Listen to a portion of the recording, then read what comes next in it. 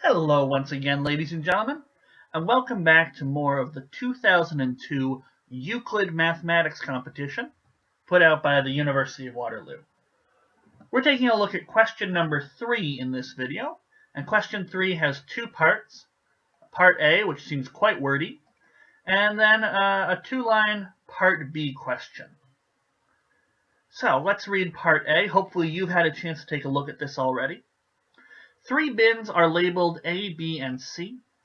Each bin contains 4 balls, numbered 1, 2, 3, and 4.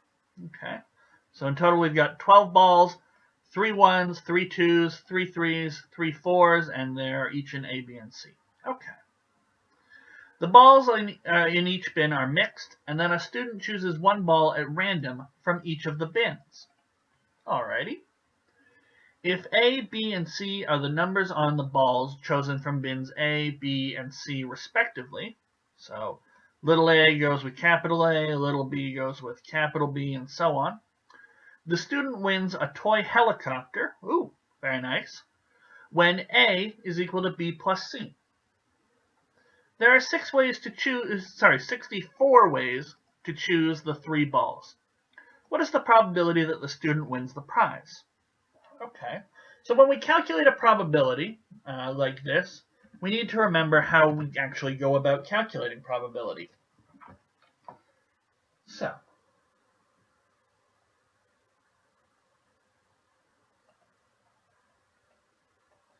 to calculate the probability, and we're going to calculate it as a fraction, we want the number of desired outcomes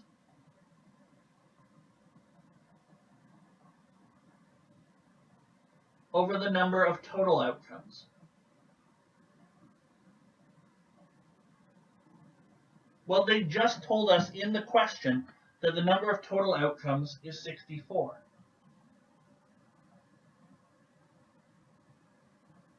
So whatever we do, we're going to have a fraction over 64. And we want to be able to simplify that, but the point is, it's going to be over 64. So all we need to do is figure out the number of desired outcomes. Specifically, we need to figure out the number of ways we can choose A, B, and C so that A is equal to B plus C. All right. Well, where should we start with that? Each of these balls could be 1, 2, 3, or 4, but A has to be written as the sum of B plus C. And it gets me to thinking, if A is 1, if for some reason the 1 ball is chosen out of bin A, there's no way I can choose B or C to add up to A. Whatever B is, it's got to be at least 1, and C's got to be at least 1, so B plus C is at least 2. So there's no way we can choose A. So when I think about it that way, I might want to do some case-based work. You know, what possible combinations, what possible ABCs can I get if A is 1? What kind of possible B's and C's can I get if A is 2, and so on?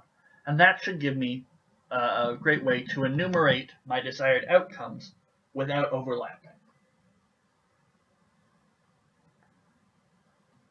So if A is equal to 1, well, B and C are both between 1 and 4, but the point is they're greater than or equal to 1. So B plus C is going to be greater than or equal to 2, which of course is greater than 1, which is equal to A. So there's no cases when A is equal to 1. What about if A is equal to 2? Well, the only way I'm going to get B plus C is equal to A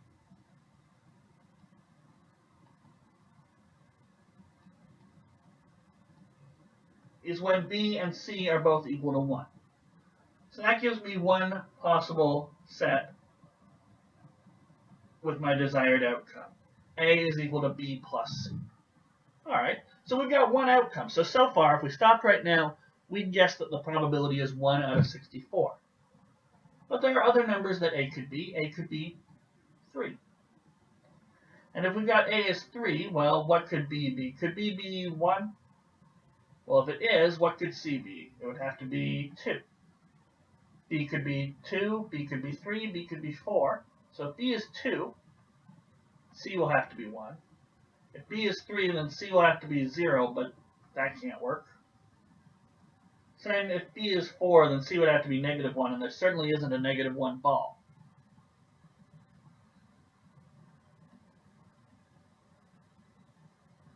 So we have a couple more situations. Notice that these situations are different, as the B values are different in both cases, and they're different to the previous ones, because the A values are 3 over here, whereas the previous one, A, was 2. So we're not counting our outcomes multiple times. We're not doing what's known as double counting. Now we have one more case. A is equal to 4. Well, B could be 1, 2, 3, or 4. And if B is 1, C is going to have to be 3. B is 2, C will have to be 2, and then C will be 1 if B is 3. And C would have to be 0 if B is 4, but there's no 0 ball, so this one doesn't work. So when A is 4, we get 3 different ways for this to happen.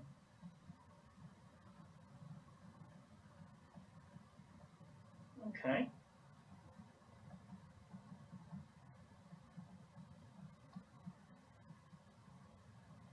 So if we add them up, there's 1 in the first, or 0 in the first case, then 1, then 2 situations, then 3 situations. So we have 1 plus 2 plus 3, 6 desired outcomes. So our probability is going to be 6 over 64. Now both of these are multiples of 2. They're even numbers. So I can take out a factor of 2 from both of them, and I get 3 out of 32 as my probability. Okay, so that's A part. Let's flip the page and get ready mentally for the B part, which I believe requires a written solution. That's what the symbol with the handwriting on the paper means. So we have 3 positive integers, A, AR, and AR squared, and they form an increasing sequence. So let's write some of this down. Since they're positive integers, we know that 0 is going to be less than A, and we said it's an increasing sequence. So we definitely have this situation here. Now, we know A is an integer. We don't necessarily know that R has to be an integer. Okay? Because all we know is A, AR, and AR squared are integers. So for example, we could have something like A is 24. AR is, well, R could be something like 3 halves. Right? We could have 24 times 3 halves, so that would be 36. And we can have then R squared, that's going to be 9/4. So that's going to be 54, I believe. So we know A's got to be an integer, but we don't know about R. So you definitely have R be some sort of fraction. And that's just something to keep in mind. Let's read the rest of the question. All right. So, where were we? All right. So they form an increasing sequence. That's as far as we got. We decided to write some interesting information down. If the product of the 3 integers in this sequence is 216, determine all sequences satisfying the given conditions. All right. So the product of these 3 integers is 216. And we need to work out all sequences that work this way. So the other piece of information we're told is A times AR times AR squared is equal to 216. Now I can simplify the left-hand side. I've got 3 A's, so that's A cubed, and R times R squared, we add the exponents. That's secretly R to the 1. So it's R cubed, or another way to write that is AR cubed, and that's the middle term right there, AR. So that's got to be 216. So if I wanted AR by itself, and I do, I want to figure out as much of this sequence as I can, I take the cube root of 216. Now you can grab that on your calculator.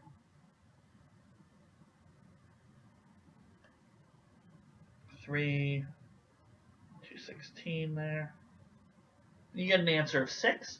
Or, and this is something I recommend, I always like knowing the first 20 perfect squares. If you know more, by all means, know more. But I think a good thing to know for these competitions, especially one as advanced as the Euclid, would be the first 20 perfect squares, the first 10 cubes, maybe even the first 10 fourth powers, and possibly even the first 5 fifth powers, although that's getting up there. But certainly the first 10 cubes should be something that you should be familiar with if you're really trying on these competitions. So I recommend that. And so you would recognize 216 is 6 cubed. Okay? Incidentally, the first 10 cubes are 1, 8, 27, 64, 125, 216, 343. That's one that I find a lot of people forget. 512, 9 cubed is 729, and then capping it off with 1000 is 10 cubed. So it's a good thing to know your first 10 cubes. Maybe even go one more. 11 cubed is 1331, and I believe 12 cubed is 1728, but I honestly don't know what 13 cubed is. Anyway, that's just a handy list that you might want to know. Back to the question. So we know that our middle integer has to be 6. So our sequence looks like this. It's got to be increasing, and we have to have integers. Okay. And we're asked for all sequences that satisfy these conditions.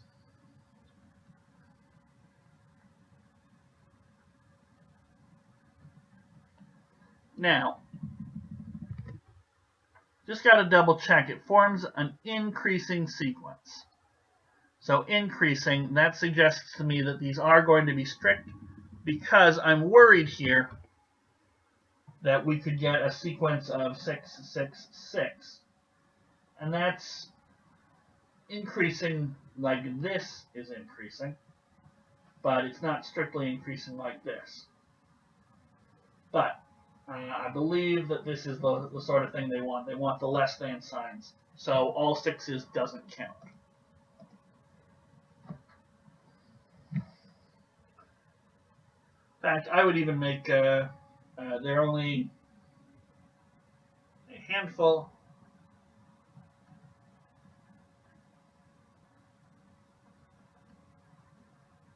of possible values for A. Let us check them. I would make a little note somewhere that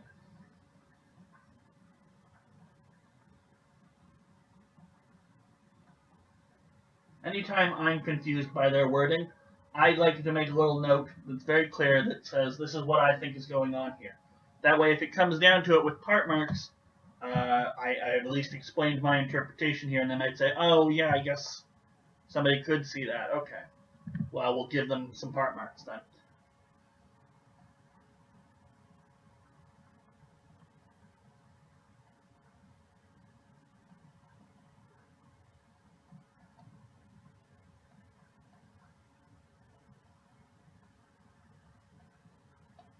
Okay.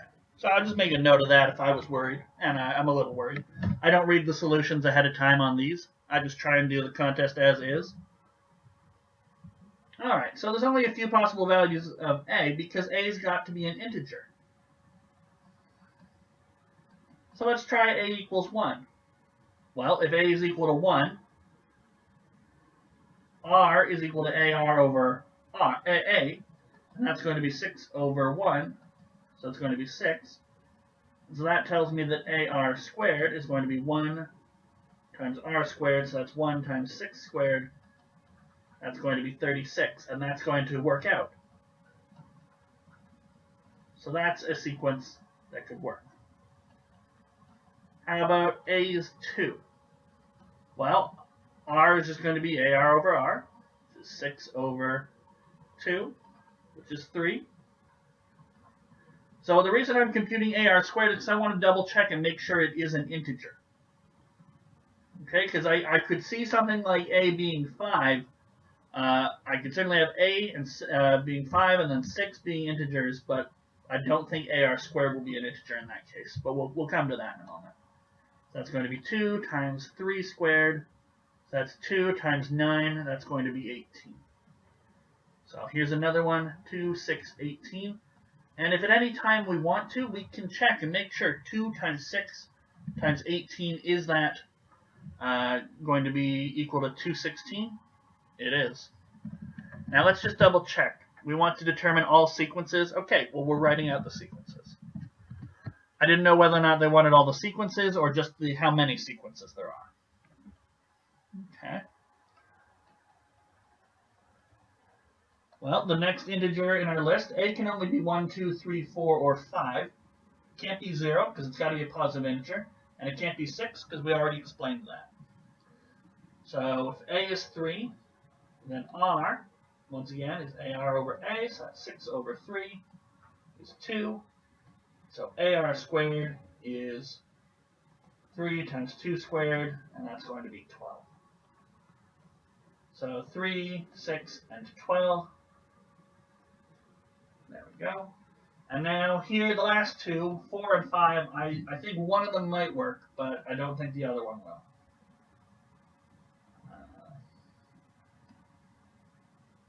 AR over R, so this is going to be 6 over 4. That's 3 halves. Now, remember what I said at the start. A has to be an integer, but there's no reason R necessarily has to be an integer. Okay? So, let's see. Is AR squared in this case an integer? Because that's all we care about. Is AR squared an integer? So that's going to be 4 times 3 halves squared. That's 4 times 9 over 4. And that's going to be 9. So that one still works out. 4, 6, and 9. Now the last one, let's try a is equal to 5. And this is the one I think will fail. R is AR divided by A.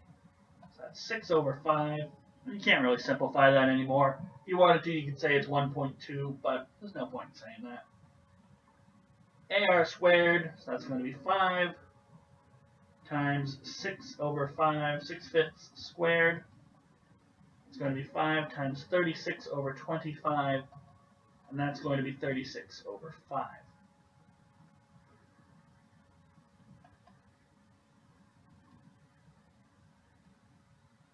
So AR squared is not an integer.